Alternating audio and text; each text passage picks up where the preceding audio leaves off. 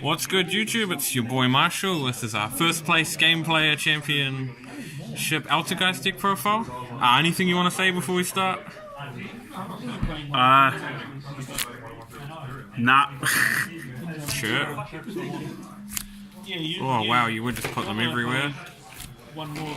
Just a pretty standard altergeist lineup. I don't need to explain that sort of crap. Only play three I love how this is just sitting. Oh yeah, MVP. I played 3 Ogre as well. I saw a lot of people. I got some like decks to go and compare it to, but not many people playing Ogre. But still played it just because I knew like Skyjacker wasn't going to be as relevant in GP, so I ended up doing that. That's all for monsters, and then I played this ratio. I actually don't really think Desires is that bad in Altergeist. Like, you do go into your deck quite a bit, but I really think playing 3 is totally fine. But I've been playing Duality so much, I didn't really want to take it out, especially with the utility for just finding side cards. And then, so I decided just rather than play 3 Duality, I'd just chuck in the 1 Desires, so it'd be less odds of me bricking with 2. And that ended up going pretty well. I drew the Desires enough. I'm sure it went well. Oh yeah, I am. No, I never really got any bad banishes either. Very standard thing. I really don't think this card should be played at 3s. Just 2's totally fine. Fair. I just don't want a brick. You play 3 of this. I think going second, I opened Impermanence Multivac like 3 times through the whole thing, which is pretty ridiculous considering I played 10 matches. So obviously that helps you win. Also this card, I drew way more than I should have as well. Like honestly, like every 3rd time I went first, I opened with this. It was ridiculous. Just ask my opponents. Play 3 strike. Card's still good. Just I think Wayne was crying to me about the order. Yeah. Oh yeah, I locked him out there. And then these are like pretty MVP cards. Yeah. Duster was probably the best card apart from Order in like the deck. Like this card overperformed. I didn't realize it would be this good. Like I was thinking about side decking it up until like a few days before that, and I'm like, wait a second, this hits everything. So honestly, Duster was like the best card. And then yeah, Mind Crush was kind of a last minute thing to chuck through the main. Just did well. I mean, it's great when you draw them in multiples, and it's good with multi-factor. Mind Crush any evenlies? Well, actually, in my finals, he baited me, and I Mind Crush discarded. But I had 2 cards, and I didn't discard the multi-faker, so I was fine. Ban OP, boy. Yeah. Extra deck, 3 Hex there. You have enough space to play 3. I don't think I went into 3, but it's happened before in testing. I play one of these and one of these. I said Secret Village, so that's why you play this. Also, some idiots are still playing Rivalry, so that's still good there. I played these. Really don't need to play Mermaid. I started Mind Control, so one thing I really regret is that I totally forgot to put in like a Hyade for when you take their Sky Striker link. But it never came out because I think I only drew like the Mind Control once against a Trickstar player, so yeah, that didn't really matter. I played Unicorn and Gersu. Didn't really make these. Fair. And then Borlo, just worst case scenario. And then I played some XCs for the rest of it, so I got Dweller, the new Exiton, and I played Utopia package. Like the only other cards that I was really thinking of playing, aside from the Hyade, which I just forgot about, was like the other Altergeist Link monsters, but they don't really do enough. And I heard that people were playing Ultimate Falcon and Awaken the Dragon, so I wanted just to have an out to it. I never saw Awaken the Dragon, but I felt really safe with it. Yeah, the lightning for the bad X or something. Yeah. Side deck, I started 3 border. This was really just for the mirror match.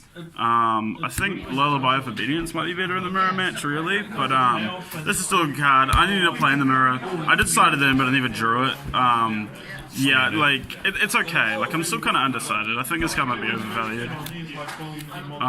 Then we have 3-Ship Ride, which is pretty self-explanatory card. I mean, it goes in all the time. I didn't really feel like maining it just because of the meta in New Zealand. Yeah. Triple Mind Control, just an easy card to put in going second. And shout outs to Dave and Connor for letting me borrow this and the next cards because I totally forgot to give them back to them as well. Was One Metaverse and Double Secret Village. This was busted and I wish they found another metaverse, but I couldn't find it in time, so I just played it just with the 3. I would have taken out a border for another metaverse if I could. But this just locked out pretty much everyone. Like, it's the same. If I didn't draw order, but I got this, like, it was beautiful. Like, being able to stop everything. Like, this isn't actually that floodgatey of a deck, but when you can abuse cards like these, I don't see why not. Yeah, it just wins for no reason. And then last one's this wiretap. Because the easiest way to lose with this deck is to get red rebooted or evenly, especially red reboot. So I honestly just put this in if I was going first, and that was it. But that didn't happen too often because like, I think I only went into game 3 like twice.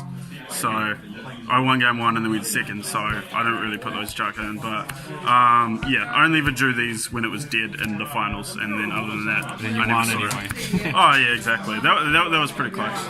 Yeah, well. Other than that, I think Altergeist is a really strong deck. I think it's kind of like a little like Burning Abyss sort of deck, where like You just play good cards and win. well, no, what I mean is more like a good player is a lot better.